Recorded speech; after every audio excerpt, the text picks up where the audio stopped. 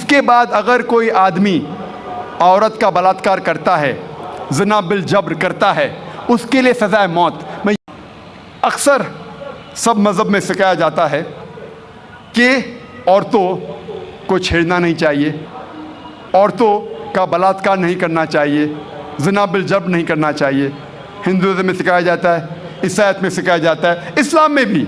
लेकिन इस्लाम में इसके अलावा सिर्फ ये नहीं कहा जाता है कि औरतों को छेड़ो मत, उनका बलात्कार ज़िना बिल जब्र मत करो, लेकिन ये भी दिखलाया जाता है किस तरीके से माशरे में ऐसा माहौल पैदा किया जाए कि कोई भी शख्स कोई भी औरत को नहीं छेड़ेगा।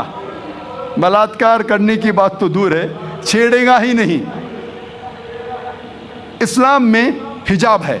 अक्सर लोग औरतों के हिजाब के बारे में ज़िक्र करते हैं, लेकिन अल्लाह सुब्हाना व तआला कुरान मजीद में पहले मर्दों के हिजाब के बारे में कहते हैं। अल्लाह ताला फरमाते हैं सूरह नूर में, सूरह नंबर 24 आयत नंबर 30 में, कह दो मोमिन मर्दों से कि अपनी निगाह नीचे करे।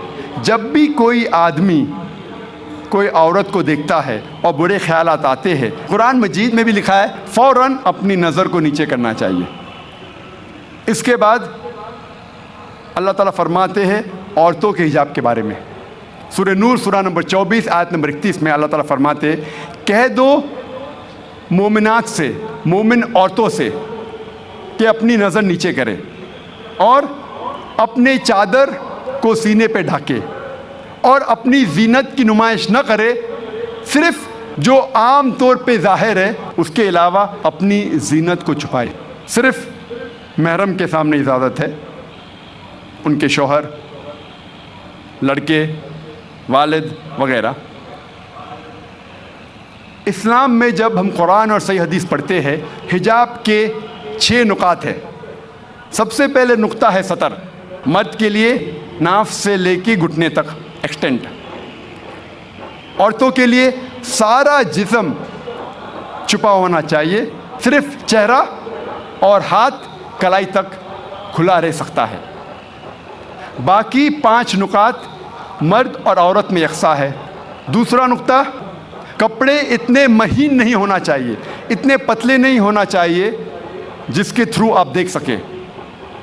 तीसरा नुक्ता, कपड़े इतने चुस्त नहीं होना चाहिए कि इंसान का ढांचा दिखे। चौथा नुक्ता, कपड़े इतने भड़कीले नहीं होना चाहिए कि दूसरा जिन्स उससे मुतासिर हो जाए, attract the opposite sex.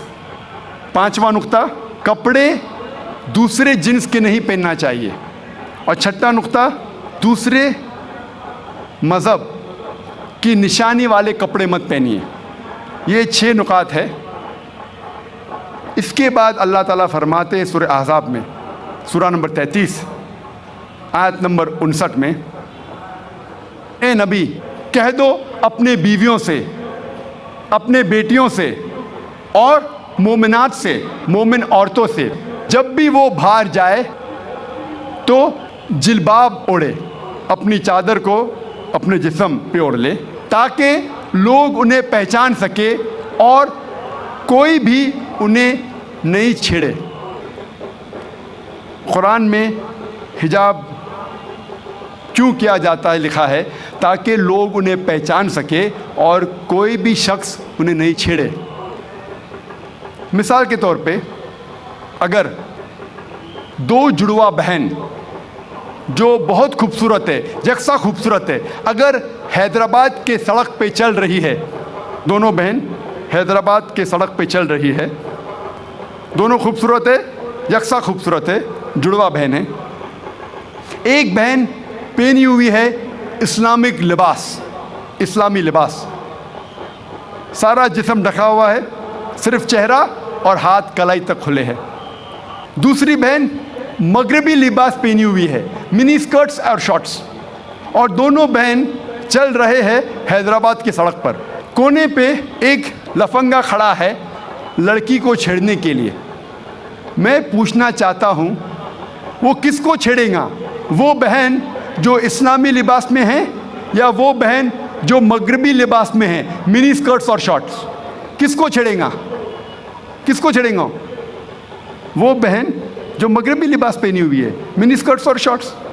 Quran में अल्लाह ताला सही फरमाते हैं कि हिजाब करो ताकि लोग आपको पहचान सके और कोई भी आपको नहीं छेड़े। और इसके बाद इस्लाम की शरीयत ये कहती है, अगर कोई शख्स किसी औरत का बलात्कार करता है उसके लिए है सजाए मौत। गैर मुसलमान कहेंगे सजाए मौत 21वीं सदी में? कितना बेदर्द मज़हब है इस्लाम, कितना बेरहम मज़हब है इस्लाम। लेकिन जब मैं ये सवाल गैर मुसलमानों से पूछता हूँ, और हज़ारों गैर मुसलमानों से पूछा हूँ कि मिसाल के तौर पे अगर अल्लाह ना करे, खुदा ना करे, कोई आपकी माँ का बलात्कार करता है और वो बलात्कार करने वाले को मैं आपके सामने ले आता हूँ और आपको जज बनाता हूँ, आप क्या सज़ा देंगे उसे? 100% गैर मुसलमानों ने कहा कि मैं उसे सजाए मौत दूंगा। कुछ गैर मुसलमानों ने कहा मैं उसे तड़पा तड़पा के मारूंगा। तो कौन आपकी वालदा का बलात्कार करता है, ज़िना बिल जब्त करता है, आप कहते हैं कि सजाए मौत? किसी और के वालदा का बलात्कार कोई करता है, आप कहते हैं सजाए मौत? गलत है। वाई दी डबल स्टैंडर्ड्स? दो तरफा क्यों? और यूएसए हम समझते हैं कि सबसे तालीम याफ्ता मुल्क है, तरक्की याफ्ता मुल्क है। आप शायद ये नहीं जानते कि इस मुल्क यूएसए में सबसे ज़्यादा बलात्कार होते हैं। अगर आप फहरिस्त देखेंगे वो ममालिक की जिसमें सबसे ज़्यादा बलात्कार, ज़िना बिल जब्र होता है, ऊंचे नंबर पे आता है यूएसए। 1991 स्टैटिस्टिक्स एफबीआई के रिपोर्ट के मुताबिक 1990 में हर साल, उस पूरे साल में एवरेज हर रोज़ 1756 बलात्कार हुए यूएसए में। 1990 में एफबीआई स्टैटिस्टिक्स के मुताबिक हर रोज़ यूएसए में 1756 बलात्कार हुए। 1996 स्टैटिस्टिक्स के मुताबिक, यूएस डिपार्टमेंट ऑफ जस्टिस के मुताबिक, हर रोज़ 1996 में 2713 बलात्कार हुए, ज़िना बिल जब्र हुए। 1990 में 1756, 1996 में 2713। हो सकता है 6 साल में अमेरिकन और निडर हो गए, इसलिए तादाद बढ़ गई। 1996 स्टैटिस्टिक्स के मुताबिक हर 32 सेकंड में एक बलात्कार हुआ यूएसए में, हर 32 सेकंड्स। हम यहाँ तकरीबन 2 से 3 घंटे है इधर। इस 2 घंटे में 200 से ज़्यादा बलात्कार यूएसए में हो चुके होंगे। जब से हम यहाँ हैं, जमा हुए हैं 2 घंटे से, 200 से ज़्यादा बलात्कार यूएसए में हो चुके होंगे। मैं आपसे पूछना चाहता हूँ, अगर हम इस्लामिक शरीयत, इस्लामिक कानून यूएसए में लागू करते हैं, कोई भी आदमी कोई औरत को देखता है और गलत ख्यालात आते हैं, उसे नज़र नीचे करनी चाहिए। उसके बाद औरतें इस्लामिक लिबास पहने, सारा बदन ढका हुआ होना चाहिए, सिर्फ चेहरा और हाथ कलाई तक दिख सकता है। ये पूछना चाहता हूँ कि बलात्कार की तादाद यूएसए में बढ़ेंगी, वहीं के वही रहेंगी या घटेंगी? घटेंगी। It's a practical law. आप जहाँ भी इस्लामी कानून लागू करेंगे, इस्लामिक शरीयत लागू करेंगे, चाहे वो यूएसए में हो, कनाडा में हो, यूके में हो, हिंदुस्तान में हो, सऊदी अरेबिया में हो, सिंगापुर में हो, जहाँ भी आप लागू करेंगे फ़ौरन आपको रिजल्ट्स मिलेगा, फ़ौरन उस देश में रहमत हो जाएगी। और चंद साल पहले जब एल.के. अडवाणी इस मुल्क के होम मिनिस्टर थे, उन्होंने कहा था कि बलात्कार करने वालों को इस देश में सजाए मौत होना चाहिए, उन्होंने कहा था। और मैं इसके लिए उनको मुबारकबाद देता हूँ। बाकी बातें एल.के. आडवाणी की मैं नहीं मानूं, लेकिन ये बात को ज़रूर मानता हूं कि उस टाइम जब वो होम मिनिस्टर थे, उन्होंने कहा था कि हिंदुस्तान में भी जो भी इंसान, जो भी शख्स कोई औरत का बलात्कार करता है, उसको मिलना चाहिए सजाए मौत। हो सकता है कि अगले होम मिनिस्टर ये कहेंगे कि औरतें इस्लामिक लिबास में होना चाहिए, इंशाअल्लाह हो सकता है। जो सही है हमें उसे मानना चाहिए। आज की मीडिया कहती है कि इस्लाम औरतों को जलील करता है, औरतों की हुकूक नहीं है इस मज़हब इस्लाम में। जब हम वेस्टर्न मीडिया देखते हैं, हमें पता लगता है the western talk of women's liberalisation, the western talk of women's liberalisation is nothing but a disguised form of exploitation of a body, deprivation of honor and degradation of a soul। ये मगरिबी नारा आज़ादी निस्वा का हकीकत में औरत को जलील करता है, उसकी इज्जत को लूटता है, आबरू को लूटता है। The Western society claiming to uplift the woman has actually degraded her to a status of concubines, mistresses and society butterflies which are hidden behind the colorful screen of art and culture।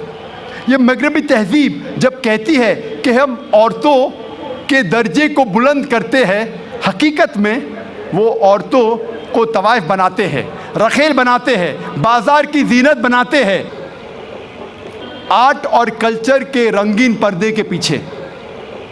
Art और culture के नाम पे वो कहते हैं कि हम औरतों को आज़ादी दे रहे, हकीकत में वो उन्हें जलील करते हैं। और हम देखते हैं वुमेन्स लिबरलाइजेशन के नाम पे ये वेस्टर्नर्स क्या कर रहे हैं। आप देखेंगे अक्सर एडवर्टीजमेंट में आपको औरतें मिलेंगी। जो चीज़ औरतें इस्तेमाल नहीं करती उसमें भी औरतें मौजूद है। मिसाल के तौर पे आप अगर मोटरसाइकिल की ऐड देखेंगे, कितने ख़वातीन, कितने औरतें दुनिया में मोटरसाइकिल चलाती है, कितने, फिर भी मोटरसाइकिल की ऐड में आप औरतों को देखेंगे। एक बहुत फेमस ऐड थी, मुझे किसने कहा था, BMW मोटर गाड़ी की। एक गाड़ी है BMW जो नौजवानों में बहुत फेमस है, बहुत मशहूर है। आमतौर पे मर्सिडीज़ को माना जाता है बहुत अच्छी गाड़ी, लेकिन नौजवानों में BMW वो और तेज़ है, उसका पिकअप अच्छा है, तो नौजवान पसंद करते हैं BMW गाड़ी, और तेज़ और पिकअप, वेरी फास्ट कार। तो मुझे किसने कहा था, एक मशहूर एडवर्टीजमेंट थी BMW की। उस BMW के आगे उस एडवर्टीजमेंट में एक औरत है बिकिनी में, उसके बदन पे बहुत कम लिबास था बिकिनी में, और वो ऐड में लिखा था, वो गाड़ी के आगे खड़ी थी वो औरत बिकिनी में, और एडवर्टीजमेंट में लिखा था टेस्ट ड्राइव हर नाउ, उसे घुमाओ और देखो अभी, किसको, लड़की को या गाड़ी को। ये मगरबी तहजीब उनके माओ को बेचती है, उनके बेटियों को बेचती है, उनके बहनों को बेचती है। हम इसको बिल्कुल गलत कहते हैं। हम नहीं चाहते कि हमारे माँ, हमारे बहन, हमारी बेटियां बाजार की जीनत बने।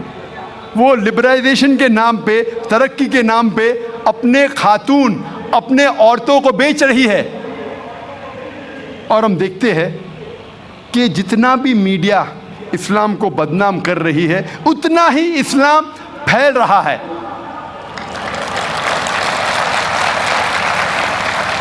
आज सबसे ज़्यादा फैलने वाला मज़हब सारी दुनिया में नंबर 1 इस्लाम। USA में सबसे ज़्यादा फैलने वाला मज़हब इस्लाम, यूरोप में सबसे ज़्यादा फैलने वाला मज़हब इस्लाम। और जो लोग, जो गैर मुसलमान इस्लाम कबूल करते हैं, उनमें से 2/3 हिस्सा औरतें हैं। 2/3 ऑफ देम आर वुमेन। अगर इस्लाम औरतों को जलील करता है तो औरतें इस्लाम कबूल क्यों करते? ये अमेरिकन औरतें इस्लाम को क्यों कबूल कर रही है?